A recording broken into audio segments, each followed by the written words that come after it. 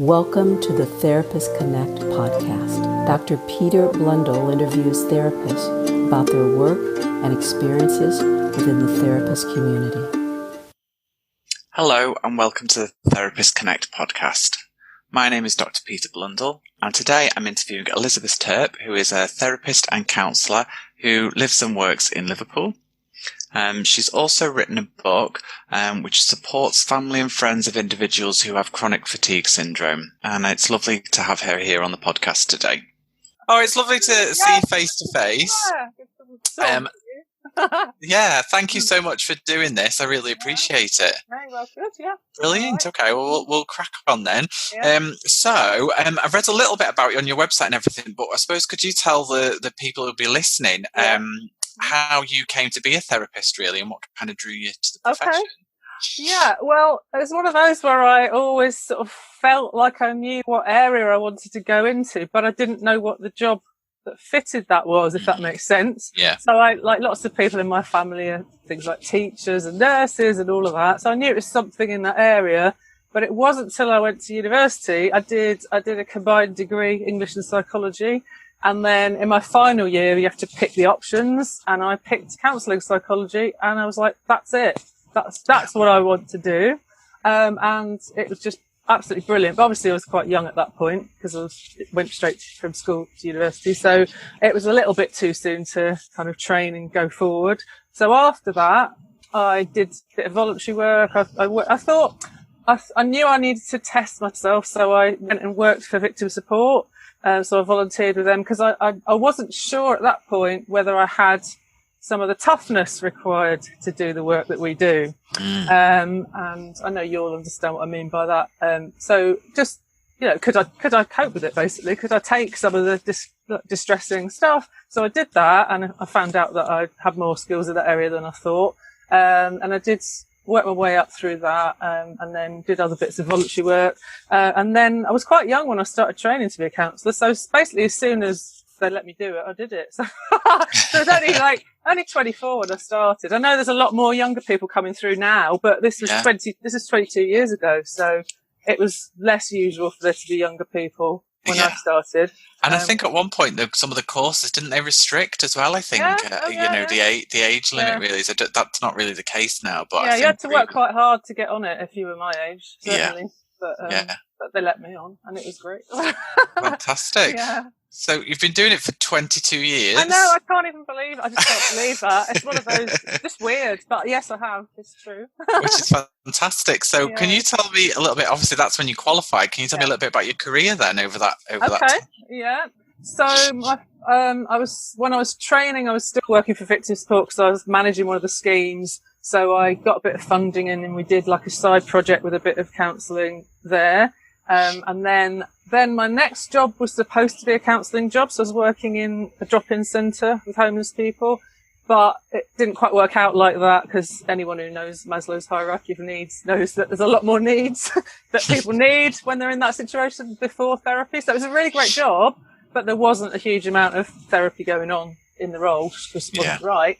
So then I'll say I was lucky at the time because I managed to get a job in the NHS. So this was 6 years or so before IAP. So I actually got a job in a counselling service in the NHS in Knowsley, and it was absolutely brilliant. It was the dream for, obviously, I'm sure we'll get on to talking about this, but for any newly qualified counsellor, is to get a full-time paid job in counselling, isn't it? Yeah, absolutely. And I got one in the NHS, and at that stage, because hadn't really had a proper therapy job before that, as I say, because the jobs I hadn't really allowed for enough face-to-face work.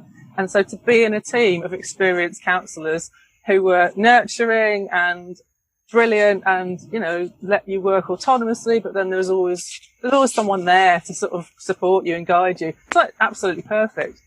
What could anyone need more than that at that stage in your career? Yeah. So that was great, and it continued to be great. And then IAPT came in.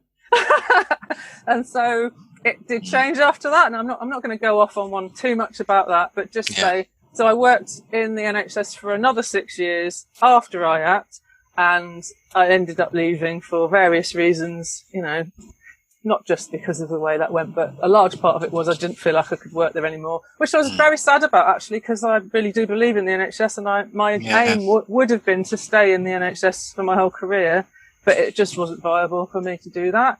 And so I left. It was quite a big thing for you to leave then, if you were kind of very committed to it. And yeah, it was horrible, and I should have left a lot earlier than I did. And we'll get on to probably talking about other stuff, but I also had some quite serious health problems around that time. So it was a case of, because other people said, oh, it was brave of you to leave, but actually it was necessary. I had to, in order to continue to do the work that I love to do and look after myself, I had to leave, and so I did, and that was 7 years ago now, and I left, and I've been in private practice ever since, and it's just fantastic. I mean, I didn't know what it would be like, and I was scared about what would I feel like completely at sea, or, would I miss the support, or, basically it's all the good stuff and none of the bad stuff.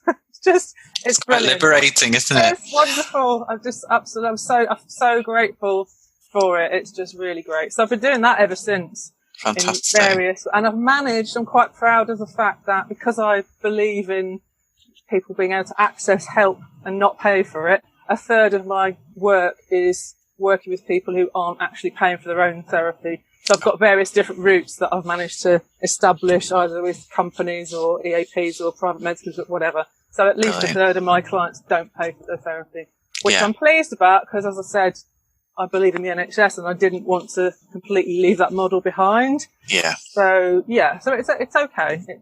It sits okay with me now. So, yeah.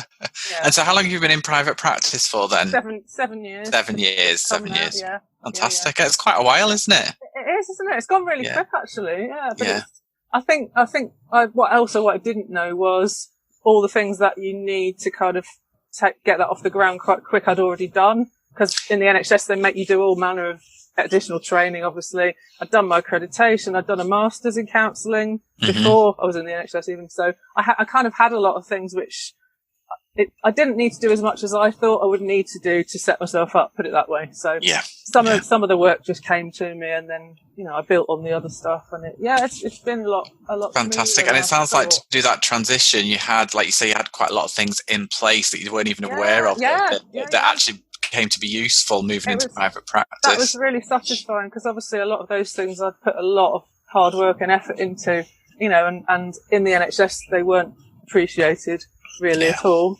But in the outside world, I mean, that was so wonderful to hear, like how much value was put onto all the things that I had done in the past, and and it did work really well, and it still does. So.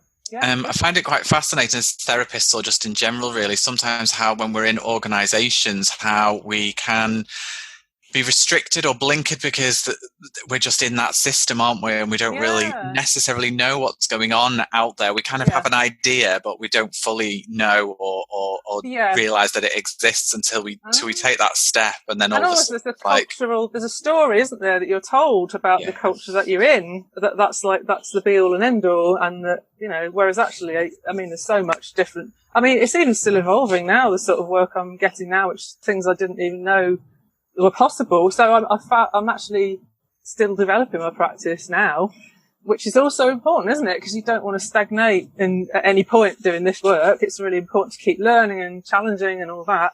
And that kind of happens quite naturally. Obviously, as well, I do CPD as well, but, it also does happen naturally in the sort of work that tends to come as well. And do you think that work, because I've kind of had a look at your website and seen some of the stuff on social media, do you feel like you kind of put yourself out there quite a bit? Because I feel like you kind of, from reading your website and stuff, you just didn't seem to kind of, I just got the impression that you were kind of maybe putting yourself out there a little bit. That's really interesting, because I don't feel like I put myself out there hardly at all. Okay. That's really interesting. And I'm glad you've asked me to do this, because I like the opportunity to reflect as well. It's really useful. And one of the reasons I said yes to doing it is because I want to get better at putting myself out there. Because there's one of the things I'm developing alongside my therapy work is I'm developing doing training and CPD courses, because I used to do some training in NHS and things like that, and in the last year or so I've started to do some training again. So that's the part of my business that I need to learn how to publicise. But I think probably what you're observing is that I've done a lot of writing stuff, and I guess I do put that out there, but I don't put it out there in a way, as a way to attract clients. It's not intentional. It's not like, oh, I do this and then you can come and see me. And it doesn't really work like that either, because I think about this a lot, because my main specialist area is working with people with chronic physical health problems. And that's a very complex area, and it's quite difficult work depending on where the person's at and how complex their health problems are. And so I do some of that work, but it's certainly not what I spend my whole working time doing, and I wouldn't want it to be either. So the writing's almost like it's not separate, it's related, but it came first in a way. It's like, well, I started writing when I was still quite new in the NHS, because I never saw myself as a writer as such, and I wasn't deliberately writing. That a coincidence occurred, which you might ask me about. But since then, I've just wrote bits of articles here and there, and I like writing. I find it enjoyable, But it's not deliberate. That's what I think of putting yourself out there. I think that is a way of putting yourself out there. It's sharing. I guess I'm trying to share my knowledge, and I'm trying to, because I think the field that I specialise in there's such a dearth of actual people who know what they're talking about, and people who have, complex health problems quite often don't encounter any health professionals who understand what they're going through at all. Even the ones who are supposed to, because they're specialists, often they don't understand. And so that's like absolutely heartbreaking. I've experienced it myself, so I have like a really deep empathy for that.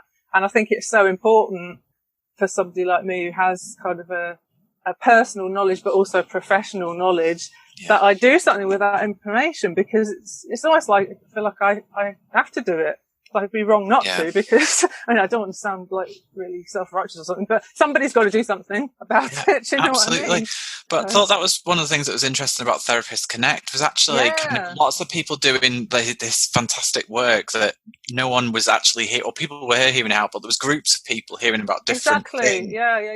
And actually trying to kind of elevate that and kind of go, look at this person, look, this, you might find this interesting, or look at this over here. I think is a fantastic opportunity on social media. You've certainly achieved that. I mean, that's what I like so much about what you've done. No, because it's been absolutely brilliant what you've done, because that's what I personally want. I want to be able to see what good other people are doing, rather than have discussions about negative stuff, because there's plenty of difficulties in our profession, and you can talk about those also, but it's so much better to find out what everyone's getting up to, isn't it? And like learn about who's in the area. I mean, we're in the same city, aren't we? We've never met yet. Maybe one day we'll be allowed to meet. When we're allowed. I know. But it's just so nice to get to know people a little bit and sort of know who's around and what they're up to. And I've really enjoyed it. So. Absolutely. And I think you're right. I think something's going on your doorstep, or little groups of communities of therapists who are there discussing and would love to meet other therapists, but it just hasn't happened for one reason or another. So you've created a platform for people knowing more, and I think that's really great. So, and it's been lovely for me just kind of being able to actually speak to people, because I feel like it was such a whirlwind at the beginning. It was almost facilitation rather than involvement. Actually, it went off really quick, didn't it? It was really good. Did. Yeah, because we were waiting for it. You see, we needed it. It was lovely. It was really nice. So, do you want to tell me a little bit about how would you describe your therapeutic approach then, your modality, or your whatever you want to call it? Well, I would describe it as integrative. I know some of this language is debated, isn't it? Whether, whether it's eclectic or whether I call it integrative, because I consider that I integrate various different approaches. But the way that, my approach is really heavily influenced by having worked in the NHS, and over time, as the culture changed in NHS mental health, there was much more pressure to train in CBT and to train in IPT. And basically, we were at points told, you have to do this training, even if, because I was person-centered trained and I loved that approach. And I was basically made to do some of these other trainings. Were you resistant? Oh, yes. Yeah, I won't get into any of that because that could go on all day. But let's just say I did the CBT training. I made sure they sent me on the highest quality possible certificate course in the Northwest. So I did it at Salford. It was really good. And I did get some really good things from that. But I like to reflect now I'm out of private practice and meeting individual people's needs. How little I use CBT is quite interesting. I do use it very occasionally, but I coming back to the question, I consider that and I'm sure every good therapist does this, but my job is to meet the client where they are. And so I individualize all the things I've got to offer to them. And that's, and that's highly complex stuff. And it doesn't just involve skills and strategies and theory, does it? It involves language and, speech. And it's fascinating because obviously you can tell I'm not from Liverpool, but I'm really aware of how my accent changes. I've lived here for a really long time. My accent changes like naturally according to who I'm working with. And it's not in a deliberate way. Obviously I wouldn't do that. Much as I love the Scouse accent, I have never picked one up. But like, you go into where the person is, don't you? And I think, so I had all these extra trainings that I did. And then I chose to do some mindfulness training because that felt like something that would be good for me as well as good for my clients. So I did that. That's heavily influenced my practice. And I have a mindfulness practice myself now. And that really helps me now during this period of history as well. I have a lot of clients who, I don't ever say to my clients, this is how I work and we're going to do this, this and that. I wait for them to tell me what they want. And a lot of my clients will say things to me like, I want to learn how to be more present, or I want to, a lot of them don't know they're talking about mindfulness. They haven't ever heard of it, but they're asking me for that. And so we'll do a bit of work on that. And so a lot of my clients do mindfulness alongside the therapy, and that's quite a profound thing. And then the other side of my practice that's kind of started from personal experience and from working in primary care, where a lot of the clients coming through had physical health problems. And I had quite serious physical health problems also. So over time, I've evolved a way of working with that. And as you probably saw on my website, I had a period of time where I was a patron of a charity. So I've written a lot of resources for them and about different things. And I kind of I call myself an expert patient. I know that's a bit of I don't know if everyone even understands what that means now, but basically it just means a person who lives with health problems, who self-manages their health problems without drugs, so as much as possible. And so I kind of I live what I sometimes, not always, obviously not all my clients have health problems. And some of them haven't got a clue that I have got health problems because they've never Googled me and they've never read all my stuff. But I can work quite well with people who are dealing with some pretty challenging things. But I also work with general, I work across the board with all kinds of different issues because I prefer to do that. I don't want to just work with one area. So so it's kind of just developed over time, as it does for everybody, I suppose, into this kind of mixture of whatever somebody needs. It seems to work quite well, but I like to observe how little of the more manualized therapies I actually need, because my clients don't need me to use them. And that's what I find interesting. So basically what I'm saying is I was trained in person-centered therapy. Most of the time, that's what I'm doing. Yeah. Yeah.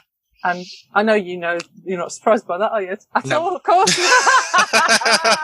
And, no therapist is, but if you look out there in the world, you'd think, well, what's she talking about? That can't be possible. It doesn't work, and blah blah blah. But it really does work. And now I'm out of a structured organisation where I only have X amount of sessions. I still can't believe I can work with some of my clients for as long as they need me to. It's so great. It's like I love it. Not all of them, because some have had limitations, but. It's wonderful, isn't it? I find that particularly in private practice is just actually that it's just open to as much as they need, and that, sometimes that will be a couple of sessions, and sometimes it might be working over years potentially, with people. And I think that's wonderful, that people can get that opportunity. I was just thinking then when you were talking about describing your practice and your approach, and it's so interesting. I've not done that many interviews so far, but I've spoken to a few different people, but they've all labelled their approach so differently, existential, pluralistic, person-centred, integrative, whatever it is. They've all labelled it, but nearly all of them have said the same. meeting the person, in the moment, where they're coming from, in the here and now. It's just, which I found absolutely fascinating. Which actually really. It is person-centred, isn't it? Because even though you might be bringing in tools, you're offering them to an individual person, and it's completely up to them whether they take them on or not. Absolutely, so I do consider that to still be person-centered in spirit, but then a lot of the work I do is pretty purely person-centered. Yeah. Because there's no need, let's be honest, there's actually no need for any of the faffing a lot of the time. Because what people need, they need the space. They need to be heard. It's so simple. It's not simple because most humans can't do it, but it's the simplest thing, isn't it, that we're actually doing, is hearing someone on a deep level, And it's interesting, isn't it, that it is a simple concept. It's such a simple concept. And I think so sometimes when I'm with students and stuff, that I think sometimes before they go out on placement, they maybe get a little bit frustrated because they're kind of like, well, what else? What else is there? But like what you were saying there, the wonderfulness of it is that actually you can go to this amazing depth with this very simple concept and simple idea. It's not simple to do, but it's it's simple to understand. Really powerful. It's really, really powerful. And often, I mean, the sad thing is, of course, that you've probably experienced it. Often you'll meet people who've either had lots of therapy before or they've waited a very long time for their therapy. And they come and speak to you, and they're like, "No one's ever listened to me like this before." And it nearly makes me cry when someone says that to me. Like, they're in their 50s or something, and no one's ever heard them. It's really awful, isn't it? Absolutely. After they've been directed to a website that tries to teach them how to think in a different way, and then all of a sudden, someone's actually trying to pay attention to what they're trying to say. And that in itself, like straight away, there's a transformation that can occur there. I mean, sometimes it's actually quite frightening for them and for the therapist, isn't it, that within 1 or 2 sessions they can start to feel very different just because they've been heard. It's so healing and powerful. And of course we'll probably get on to talking about this, but like working in a remote way like this, it is different. I mean, it does work, so that's really good. It does work, but it's different than actually being in the room with a person as well, isn't it? Absolutely. And I think that interesting dynamic as well is maybe if you've been working face to face with somebody, but now all of a sudden you're online, and all of a sudden the context is different, and they're seeing some of your house and you're seeing some of their house, and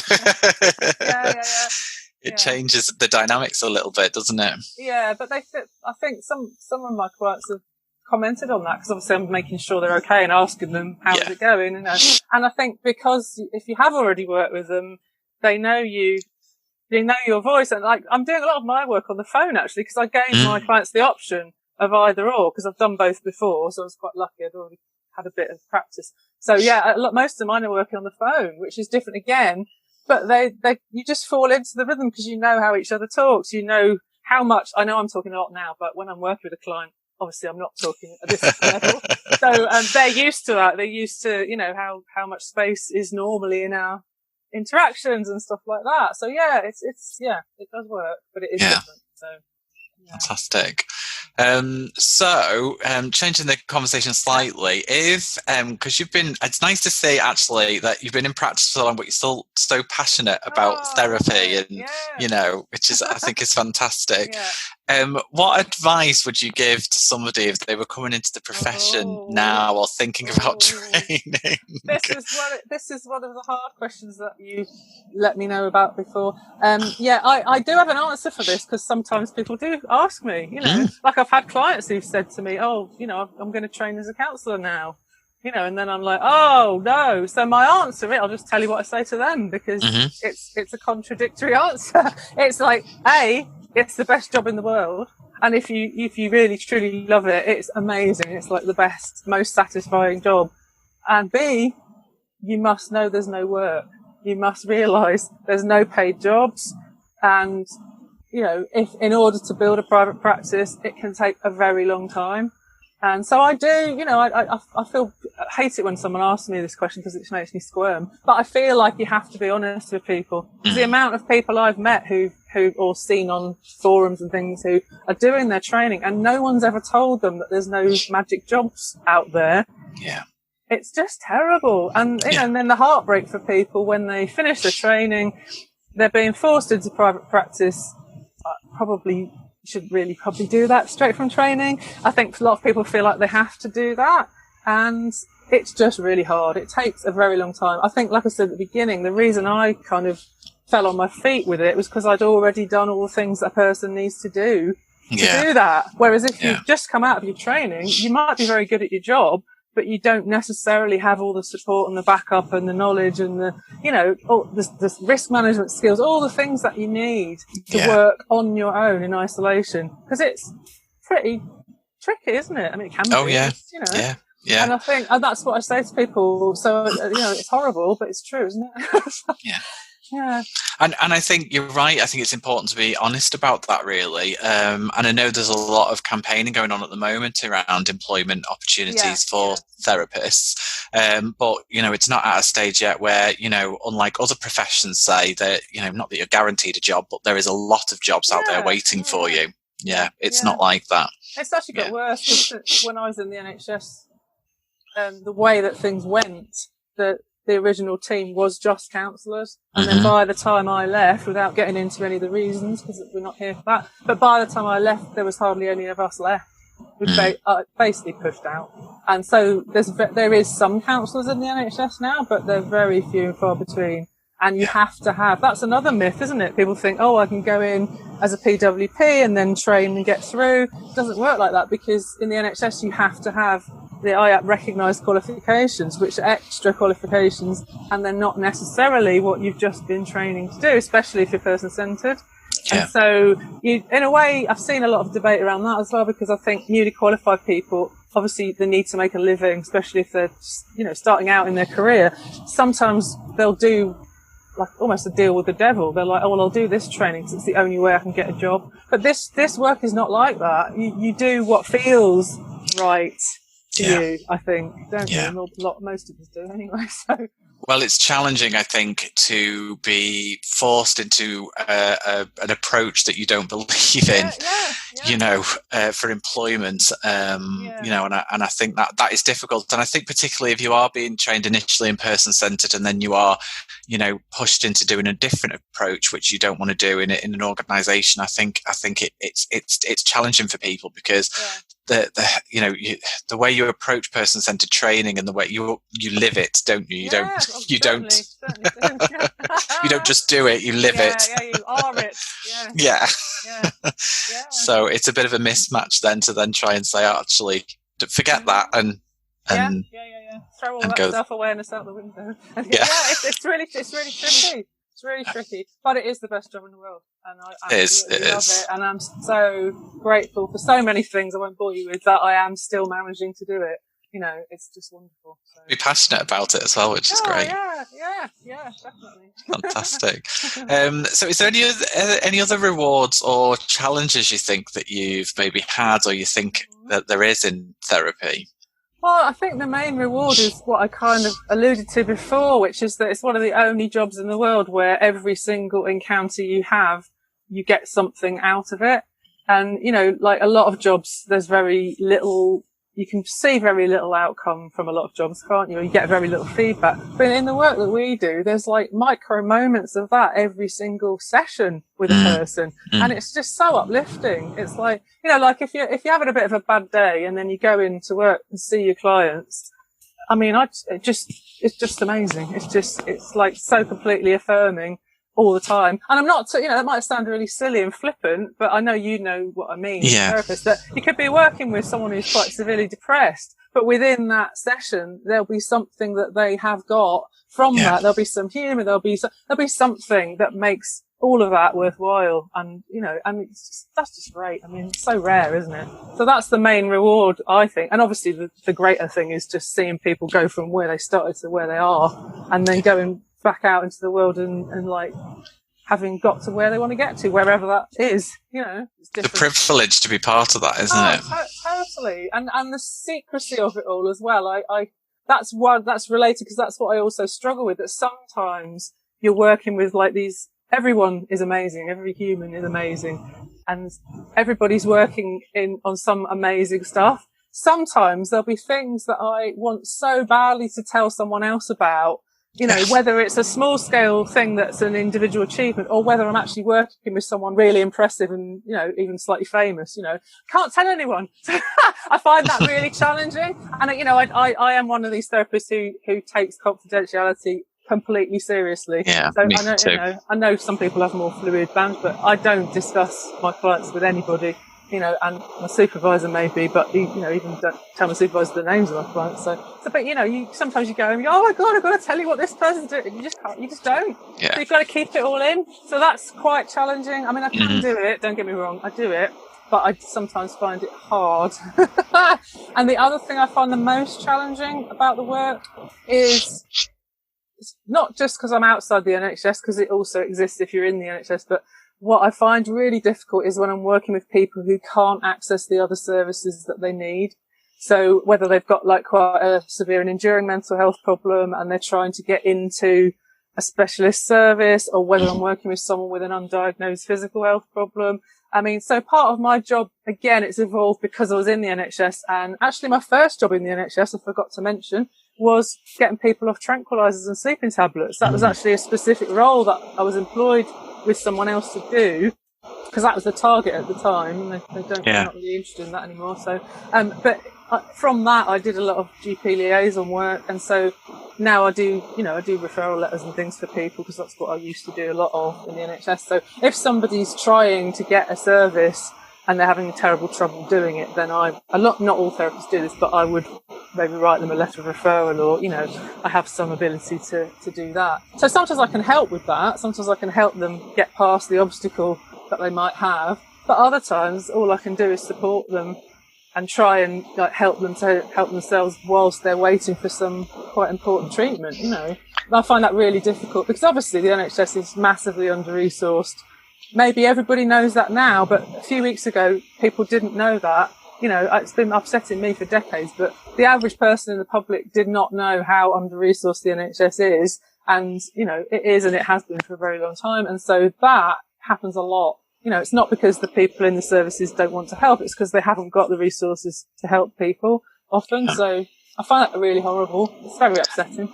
And frustrating as well, isn't it? You know, that actually there is only so much an individual person, when I mean a person, I mean the client, can do in their own circumstances. And actually sometimes context or organisations or funding or whatever it is actually is the thing that's holding people back, and not actually the fact that the person themselves.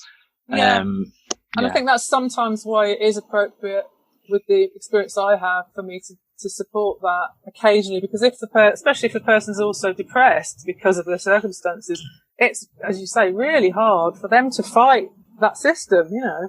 And so occasionally I will support them with that, because I feel like I have to. I can't not do that, you know. And I think that maybe quite a few people listening would go, oh, I would never do that. That's not very person-centered. But again, that comes from my experience, you know, it comes from working in that setting and being used to doing that. And I think potentially using your experience from the NHS, you know, actually that letter of support could actually make a massive difference potentially to that person and their life. Services. Sometimes it can get their benefits that they've been rejected from, you know, it can be extremely powerful, you know. So and you know, so that's when I guess I take some of the power back, don't I, by doing that. So, well, this is really distressing. What can I actually do here? Yeah. And when I do that, by the way, I do that in a collaborative way. I don't write the letter. I do it with the person. So I ask them what they want me to put in it. And then, you know, and then I let them read it before it's sent. It's not me taking the expert role. It's me basically, actually, like I used to do with GPs in the NHS, it's me manipulating my position. And, you know, I'll do things that I never do in everyday life. Like I'll write all my qualifications along the bottom of the letter just to whip them with the, you know, I don't never do that. There's no need to do that with clients. But if you're sending a letter to a consultant, you've got to do it, haven't you? So, so that's when, you know, I know how to play that game. So that's what I do. And I quite enjoy that. I can see. It's good. It's fantastic. That's brilliant. Yeah. So we've touched on this briefly. We've talked a little bit about the Therapist Connect hashtag, and I was just wondering how you'd experienced it, because it did feel like it was quite a bit of quite successful. And just your understanding and experience of social media in general, really, as a therapist. I'd be quite interested to hear about that. Okay. So I tend to use different social media in very distinct ways, and that's just for my own kind of well-being, really. So Twitter is actually the main one I use, the only one I use professionally, actually. So obviously, as you've seen, I've got a mental health and well-being feed on Twitter myself, and so I'm on Twitter. I mostly follow advocates for people who have got chronic illness and other mental health professionals and just people of interest, really, in the field. So on Facebook, I don't have any professional presence on Facebook because I personally feel like Facebook's more social, so I keep myself very private on there. And then I've got an Instagram that, again, is just for myself. So yeah, Twitter's the place I spend most of my social media work time, I guess. And yeah, I get a huge amount from that. I've made some really important connections on there previous to what you've done, which are really bizarre. Like, obviously, international people that you're never likely to meet in real life. Like, one of the pieces of writing I've done in somebody's book was because I made a connection on Twitter. So that's really good. And these things tend, because you said before that you noticed that I do put a lot out there, but I don't usually do it in a calculated way. So I'm very bad at asking for things. I'm trying to get better, actually, because I think I probably asked you for something since you've been doing this, but I find it quite difficult to do that. So what tends to happen is that people have seen things I've done, and then they've come to me and gone, oh, seen this, I like this, do you want to do that? And I was like, oh, okay, that's nice. So that's happened quite a lot. So I've made a lot of connections like that. But it wasn't until you did yours, there wasn't a cohesive community, I wouldn't say. There's a group of people who were also involved in your hashtag, who do a lot of, who were already having good conversations. So I recognise some of the names, but I think what you've done is kind of bring it together, which is really good. And it's, I don't know when you did that, because was it end of January? It was beginning of January. Okay. Yeah. When you did it was just, I have no concept of time. Sorry. It's okay. It was just really great. It was like almost like that's what was needed somehow. I mean, I still find it a bit bizarre that it even happened. And I said this to somebody else the other day. It was a tweet which didn't have a great deal of thought going into it, to be completely honest. It was just a little idea, and I was really expecting, 5 or 6 people, to kind of respond and a bit more networking and whatever. And then not only was the original tweet successful, but I think, as you say, the hashtag became, actually just use this hashtag and actually you can talk about anything to do with therapy that other therapists might be interested in. Yeah, and it's worked really well. Yeah, and I think the tone of it is quite different, because I think the other thing I should have said, is that although my Facebook profile is private, I'm in a lot of therapy Facebook groups. And what I'm finding is what you're doing is very different to them. There's some really good stuff going on there. There's I'm sure you're aware of some of the groups. There's some really good positive stuff, but it's somehow, I don't know, it's different. It's got a different tone to it somehow. It's a lot more problem based, and whereas what you're doing is a lot more, I don't know, knowledge based and kind of supportive community and sharing. It's much more what I need, I think. Than any of the other things that I might interact with. Which is great. And I think, all of those things are necessary, aren't they? We need, spaces to critique things and look at things and examine things. But, we also need to kind of collaborate and be a community as well when we need to be. So I think both of the things are valid, and we might seek different things out at different times, I suppose. Yeah, but it has been really useful, and it's as I say, it must have been needed, otherwise it wouldn't have been so quick to take off.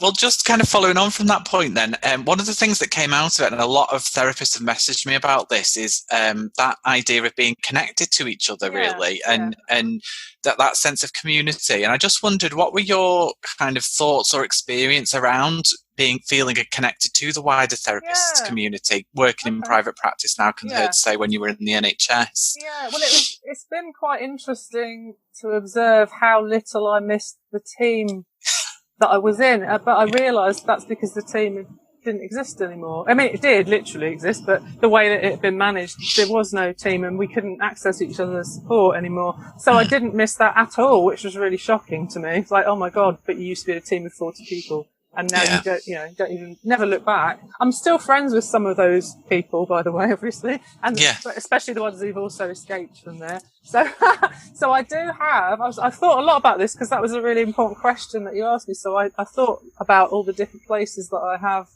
like little networks of people. And I've got some really good friends who are at similar stages in their career, because I feel that's quite important as well, because there's a vast difference, isn't there, between newly qualified and someone at the level I'm at, and different needs and different support needs and everything like that. So I've got a friend that we kind of meet once a month online and just chat about whatever it is we need.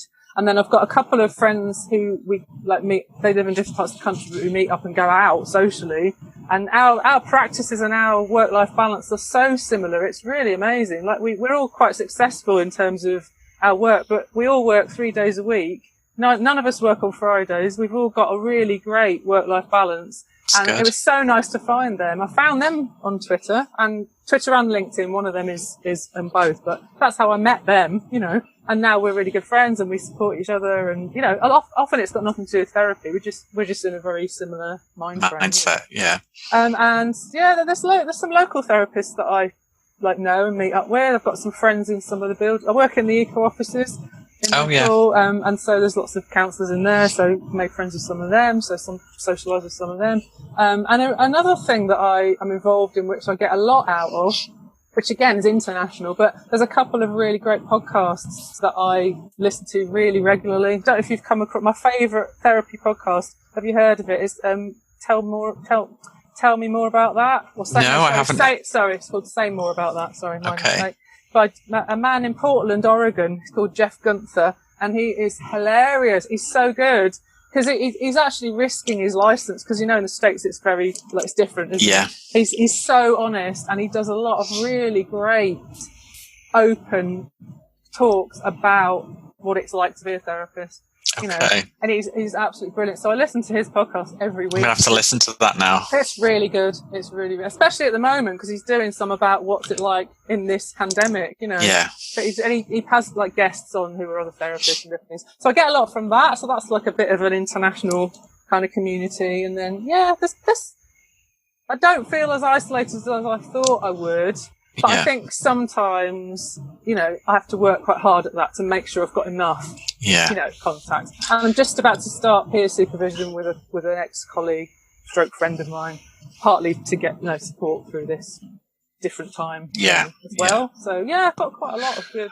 I was going to say that does sound like there's quite a lot of different elements to that, really. And I think that's a really good point. And I know speaking to students sometimes when they're about to qualify and they're kind of like worried about, because they've quite supported through training and then coming out of it. And I often try and kind of explain to them that actually you can get that support from, it doesn't have to cost money necessarily. Obviously you have your supervision, but as you say, you can have peer support, you can access, you know, other groups and things like that it doesn't necessarily, you can try and feel more connected without actually feeling like you have to have the course students around you. You know. And it's meeting like-minded therapists as well. A couple of people, I think I was a couple of years into private practice, and there was a couple of quite innovative, newly qualified people who actually approached me and said, do you want to meet up for a coffee? I'm setting up and I just fancy a chat. And I actually really liked that, because they didn't want anything from me, just apart from to get to know people. And it was really great. And so that's the way, obviously, to make connections for referring back and forth. And, you know,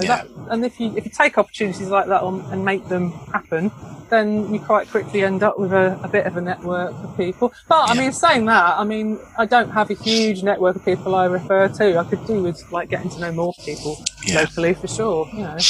But Liverpool's a very small place, isn't it? So. It certainly is. It certainly is. And then the therapy community in Liverpool is even smaller. Exactly. Yeah, so often you already do know them, but you don't necessarily, So, it's just interesting, isn't it? But, but this is definitely, what you're doing is definitely a good part of all of that now. Thank you. And I hope so. And I think, hopefully, I think with the podcast idea, it was kind of actually kind of talking to therapists who are in practice and kind of putting out those stories out there, really, to kind of get a clearer sense of what we're doing and kind of the things that we can share with other people, really. Is there anything that you think that we could be doing as a profession to kind of help us connect more as therapists, or pay us all properly might be one? Well, do you know what? I think you're maybe, I'm not sure if you're still going to ask me about what I think the greatest challenge is to the profession, because that's the answer for me personally, is working together in whatever ways we can to try and be valued more. And the word profession, I think, obviously this is a profession, it's certainly a profession that I chose to go into and train to do, but I don't think it's seen as a profession by a lot of people in it necessarily behave like it is a profession. And I don't mean that in any derogatory way, but I mean the volunteering culture that there is and the way that people are prepared to work for next to no money quite a lot of the time. And, sometimes that's because they have to make money. I understand that. But there's I feel like this is a really major issue. And it's kind of popped up a bit more, hasn't it, since the lockdown, where there's lots of organisations that are setting themselves up to help people's mental health. And they're expecting counsellors to work for nothing. Yeah. And that is outrageous and absolutely disgusting. And I really think it's going to damage this element of our profession even more, because then that sets up an expectation that we do. Why would we do this for nothing? This is such a precious thing that we do. And I think this is a really important discussion point. And I think there is people who kind of argue, well, I want to volunteer. And I think there is a difference between somebody who is, got enough money, has maybe got a job and wants to do a few hours volunteering, and approaching an organisation, compared to a culture of an expectation that, everybody will volunteer. And we definitely got that culture, haven't we? And I think the EAPs, which is where a lot of people start their private practice, because it's a way of having some of the rates, some of those pay are absolutely appalling. I mean, £20 an hour, when, I don't know, the average percentage of expenses in your first couple of years of private practice probably going to be 40 to 50%. I don't know. It certainly was when I was setting up my private practice. So you end up with less than £10 an hour. We've spent how many thousands of pounds on training? It's just not right, is it? So that, for me, that's where we need to kind of find a way to come together. And that, to me, is the greatest challenge, because if we look at how we're valued compared to some other professions in mental health, and, believe me, I worked in the NHS, I've met a lot of other mental health professionals in other roles, and I've not met any who I thought were better therapists than me and my colleagues. Yet some of them are on salaries that are 4 times the amount. That's not right. So there's a valuing problem there, isn't there? Yeah. And I think we need to sort that out, because if we don't, it continues to get worse. It's dragging pay down. No one's ever going to be able to make a living. And, of course, this whole class thing is coming back into it, isn't it? Yeah. It's becoming, again, I mean, this is just horrendous. Like, from when I started, and it almost looked like it was getting a bit better, didn't it? It was becoming more accessible as a profession for different people with different backgrounds. And it almost feels like it's going back again. It's becoming that hideous white middle-class, middle-aged woman thing again, which it's just wrong. I mean, it's just wrong on so many levels. Yeah. Obviously I am some of those things myself, but it doesn't mean I don't have a duty to point out that that's not how it should be. And it's that idea of diversity, isn't it? And actually having a wealth of different people. And surely the more diverse we are as a profession, the more valuable we can be. Exactly. We have to represent the population of people that might want to come and see us, and that, I mean, that's changed a bit, but I really don't think it's enough. I think a lot of work needs. So that is related to the valuing, because if it's hard to make any money, people can't go into the profession in the first place unless they're privileged. And so we need to redress that in order to get that mix, so I feel really passionate about all of that kind of stuff. So my next question is going to be, you've had a book published. I did, which yes. I think kind of fits in with your specialism that you kind of talked about before, and it's about chronic fatigue and ME. Could you tell me a little bit about how you came to write that? And well, again, that was another strange coincidence, and that actually came before the specialism in a way, because what happened was I thought about this morning to make sure I got it in the right order, because it was quite a long time ago that I wrote that. It's about 12 years ago now. So what happened was I knew someone in the NHS who knew I had been writing some stuff just for myself. I must have just been talking about it or something. Both of these people, it's very strange, they both knew this lady who was an editor of a series of books, and they were looking for someone to write a book about ME. I knew far too much about that illness at that point, let's just say. And it was really amazing. I mean, I was like blown over by being asked to do it, but it was really challenging because the book is not for people who have chronic fatigue ME, it's for the friends and family of the people. That's what the series is called, Friends and Family. And there's other illnesses in the series written by other people. Anyway, so I wrote it, and it was really useful for me to write it, as well as, I enjoyed writing it, obviously, and people have found it helpful. But what was the best thing for me was it helped me to understand more about why some of the people in my life had struggled so much with me being ill. And that was really, really good. It was painful, but it was helpful. So, because at the first I was like, I'm not writing a book for those people. Why should I write a book for people who haven't managed to help me? But it helped me to process that, So I did that, and that was published, and it was bizarre. It wasn't straightforward, of course, because publishing never is straightforward, is it? No. And, it was a bit disappointing. Like, it hasn't really been publicised that well, and I for a long time I wasn't well enough to publicise it myself. Really ironic, but I wasn't. And so it hasn't really had the reach that it might have done. But since then, I've done like various other little things. I've been in another couple of books, and I write a lot of my own articles now, because I tend to find that, I can have complete control over. I had complete control over the book, don't get me wrong, did that. But I was thinking about writing another book, but then I know some people who are like proper novelists and things, and I've asked their advice. I was like, well, would you self-publish or get published by a publishing company or whatever? And it's just a minefield. It's so complicated. And so I personally feel like because you don't make money out of having a book, by the way. Anyone who's listening thinks I made loads of money from writing that. I didn't make any money from it. And that isn't why I wrote it either. So, but you don't make money from it. So you've got to do it for the joy of it. For the joy of it, but also for, like I said, about the talks that I'm doing, about sharing your knowledge, and I can share my knowledge by writing an article and publishing it on my own website, can't I? Yeah. So that's kind of the way I've gone now, but now I'm moving into doing talks, because I love that also. And obviously you can reach big groups of people all at once. So now we're in lockdown, I'm going to try maybe and do some of that online as well. But so I've kind of evolved from that. And over the time, like I was quite ill then. I don't have ME anymore. That's a whole other story. Don't even ask me that. That will open up a whole massive can of worms. But anyway, I do still have other health problems. And so, I still use a lot of the strategies and things that I need to kind of manage my own health.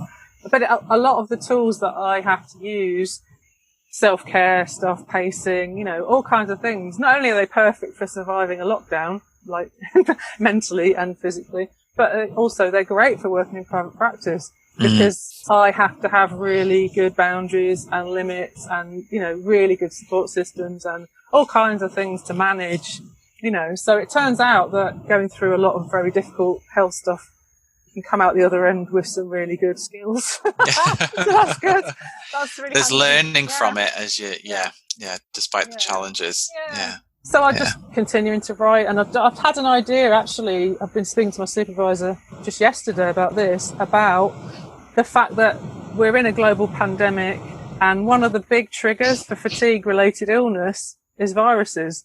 I don't know how much you know about that, but for a lot of people, they'd never fully recover from a viral infection of the level of COVID-19. And so I'm starting to think, what can I do with my knowledge around fatigue? Yeah. Because all the illnesses that I have experienced myself, but also kind of fit together in people, there's normally multiple diagnoses. They all have similarities in the fatigue and in the management stuff. Yeah. And so I have a lot of expertise in that. So I'm starting to think, hang on, maybe I've got something to offer Yeah. Not right now, maybe, but Well, that's the thing, isn't it? It's going to be the longer term impact on people and groups of people that this may potentially have, and any advice that they can get in terms of having to manage the repercussions or the consequences of what's happened, I think is going to be very valuable to people. I think really. Yeah. So it's not very nice to have expertise in such a horrible area, but it's at least I've got something to maybe. You can do something with it, can't you? Yeah, so I mean, I do want to write another book, and I've got a lot of ideas, but I don't really think it's the best place to put my energies. Great. Well, I think that's all of my questions, really. How did you feel being on the podcast? Was it okay? Yeah, it's all right. Yeah, I've enjoyed it. It's good. It's been a really lovely chat, getting to know you a little bit better. And I do hope soon as we live quite close, I do hope we actually meet face to face at some point. We'll have a coffee or something. Imagine being able to be out there. It'll be very strange, won't it? We'll all be like. Yeah. Thank you for listening to the Therapist Connect podcast. Go to www.therapist-connect.com for more discussions and debates.